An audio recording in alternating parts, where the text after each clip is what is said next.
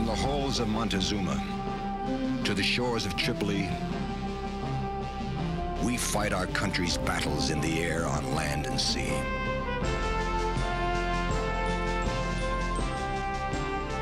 First to fight for right and freedom, and to keep our honor clean. We are proud to claim the title of United States Marine.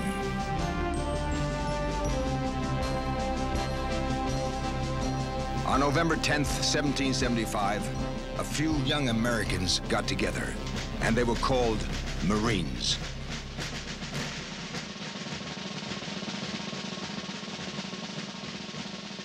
Be it resolved that 2 battalions of Marines be raised, that they be enlisted and commissioned to serve for and during the present war between Great Britain and the colonies. That they be distinguished by the names of the 1st and 2nd battalions of American Marines.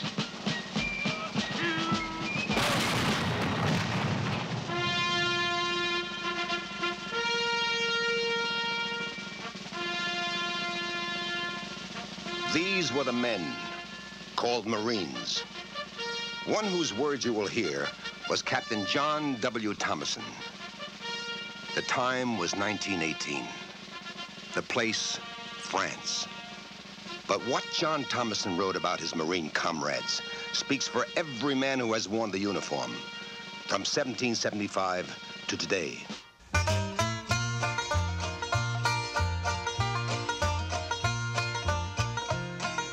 There were Northwesterners with straw-colored hair and delicately spoken chaps with the stamp of Eastern universities on them. There were large-boned fellows from Pacific Coast lumber camps and tall, lean Southerners who swore amazingly in gentle, drawling voices. There were husky farmers from the Corn Belt and youngsters who had sprung to arms from the necktie counter. And there were also a number of diverse people who ran curiously to type, with drilled shoulders and a bone-deep sunburn and a tolerant scorn of nearly everything on earth. They were the Leathernecks, the old breed of American regular, regarding the service as home. And they transmitted their temper and character and viewpoint to the high-hearted mass which filled the ranks of the Marine Brigade.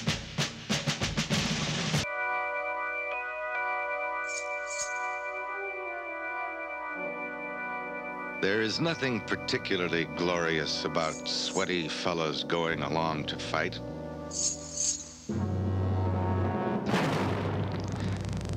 And yet they represent a great deal more than individuals mustered into a division. There is also what is behind those men, the old battles, long forgotten, that secured our nation. Traditions of things endured and things accomplished, such as regiments hand down forever, and that abstract thing called patriotism, which I have never heard combat soldiers mention. All this passes into the forward zone to the point of contact, where war is grit with horrors. And common men endure these horrors and overcome them, along with the insistent yearnings of the belly and the reasonable promptings of fear. And in this, I think, is glory.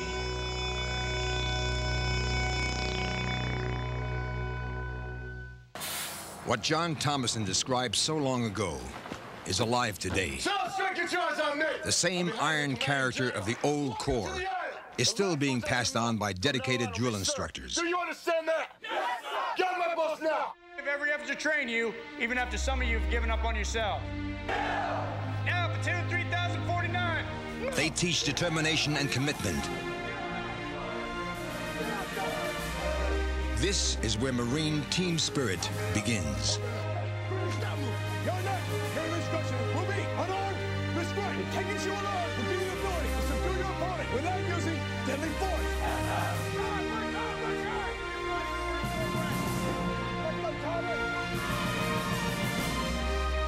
It's here that these young Americans grasp a full understanding of what it is to be a Marine. It's here that they become once and for all Marines. That noble inheritance of tradition and honor is carefully handed down. All the valor and glory that Marines have accomplished on the battlefields of American history is a heritage that's still very much alive today.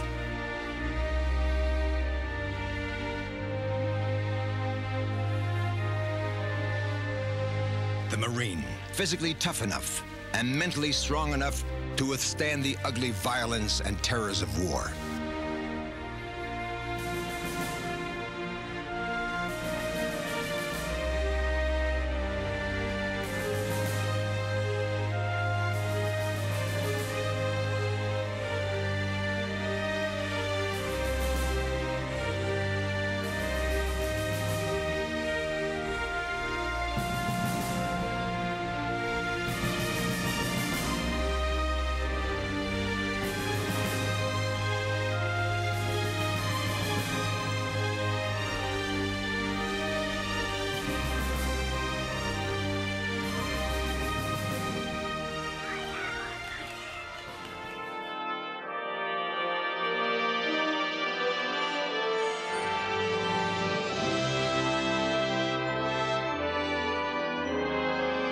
They came from the east and the west, the north and the south, the cities and the farms, all drawn together by a common challenge and a privileged reward. The right to be called Marine, to share the traditions of an elite corps.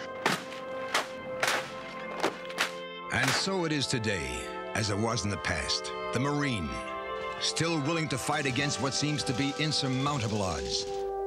The Marine, still able to move forward into the heat of conflict with a comradeship and loyalty that's still very much alive today.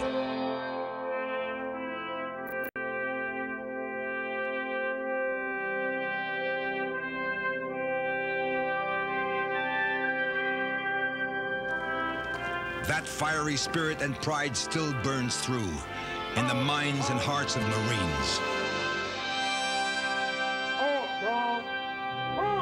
Now and forever.